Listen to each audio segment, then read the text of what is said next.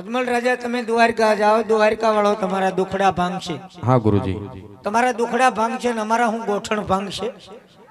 નહીં નહીં ગુરુજી। આ જેમ લાગ્યા એમ અમને ફગાવ્યા, અમે હું બટેટાના પાર્સલ છીએ હે।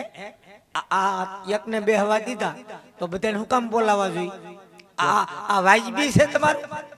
વાજબી છે?